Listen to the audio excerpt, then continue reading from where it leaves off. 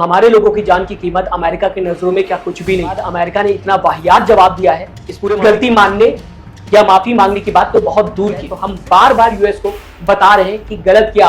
यकीन मानिए दोस्तों, अगर यहाँ ईरान होता तो ये मीडिया कंटिन्यू खबर बताती कि क्या सच में हमारा डंका बज रहा है।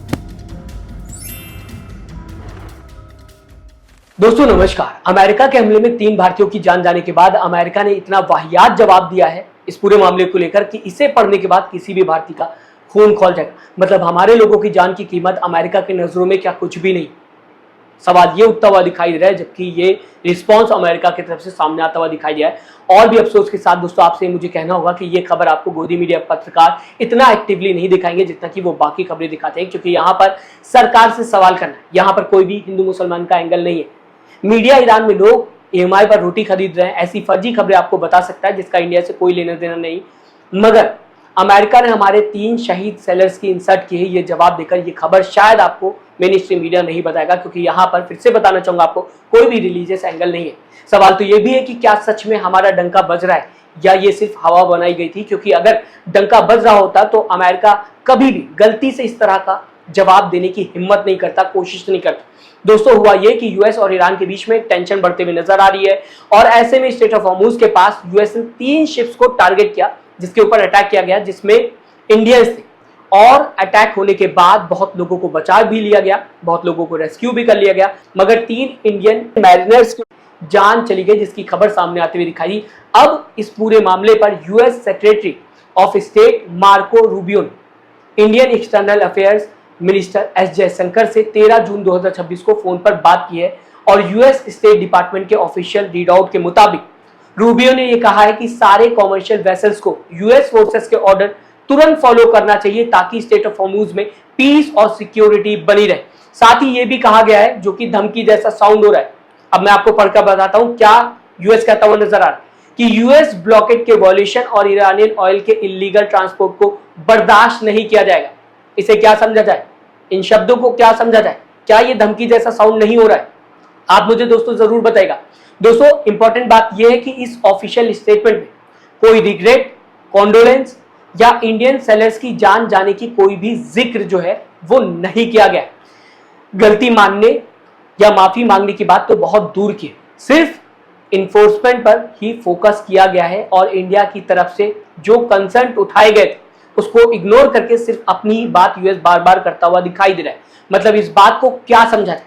क्या अमेरिका ये बताना चाहता है कि जो हमने किया वो सही था और हमें किसी भी बात का कोई भी रिग्रेट नहीं है? क्योंकि यूएस सेंट्रल कमांड का ये क्लेम है कि ये शिप्स ईरानियन ऑयल लेकर जा रहे थे और यूएस ब्लॉकेड वॉल्यूशन कर रहे थे। क्रू ने यूएस फोर्सेस के वार्निंग या फिर ऑर्डर को फॉलो नहीं किया, इसीलिए इंजन रूम में मिसाइल दागे गए ताकि शिप्स को डिसेबल किया जा सके। अमेरिका को यह भी बात पता होनी चाहिए, ये वॉर इंडिया और अमेरिका के बीच में नहीं है, ये वॉर ईरान और अमेरिका के बीच में। और जिन शिप्स पर अमेरिका ने अटैक किया है उसका वॉर से कोई भी लेना देना नहीं था। एटलीस्ट अमेरिका ये कह सकता था कि हमें बहुत ही दुख के साथ कहना पड़ रहा है कि हमारे अटैक में 3 भारतीयों की जान चली गई, ये कह सकता था अमेरिका, लेकिन उसने पूरी तरीके से इस बात को भी इग्नोर किया। फिलहाल दोस्तों इस पूरे मामले पर एस जयशंकर का ट्वीट सामने आता हुआ दिखाई दिया है, जहां कहा गया यूएस सेक्रेटरी मार्को रूबियो से डायरेक्टली बात की और स्ट्रॉन्ग प्रोटेस्ट रजिस्टर किया। दोस्तों इस ट्वीट में लिखा गया है कि spoke to US secretary of state Marco Rubio this evening. I reiterated India's strong protest at the attacks by the US navy in the Gulf that killed 3 Indian mariners.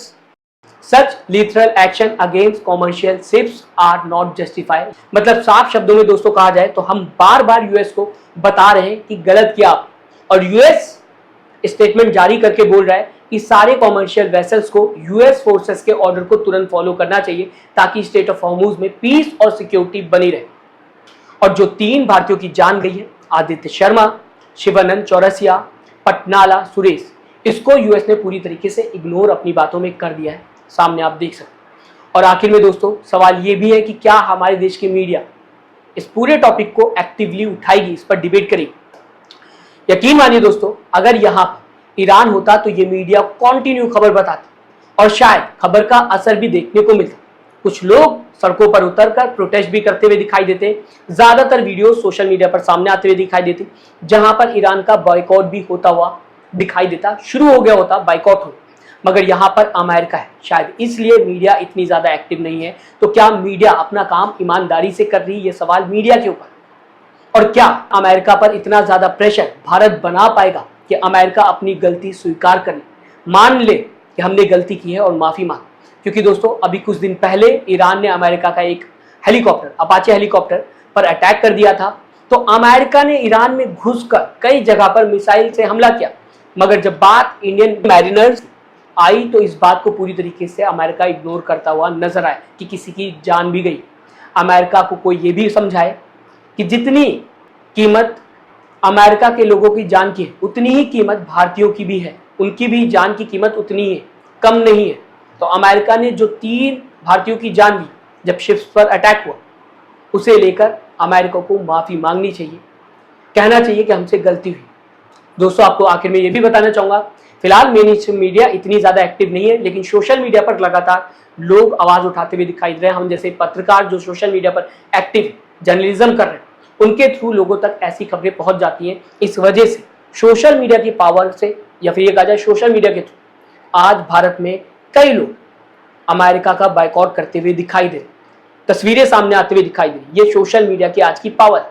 फिलहाल इस पूरी खबर को आप किस तरीके से देखते हैं, मैं चाहूंगा अपनी राय कमेंट बॉक्स में दोस्तों जरूर दीजिएगा। साथ ही साथ चैनल को सब्सक्राइब और वीडियो को लाइक करना मत भूलिएगा दोस्तों, अगर आप इस तरह की खबर देखना चाहते हैं और अगर आप चाहते हैं आप तक सही खबर पहुंचे तो चैनल को सब्सक्राइब करना मत भूलिएगा। अपना दोस्तों ख्याल रखिएगा। नमस्कार।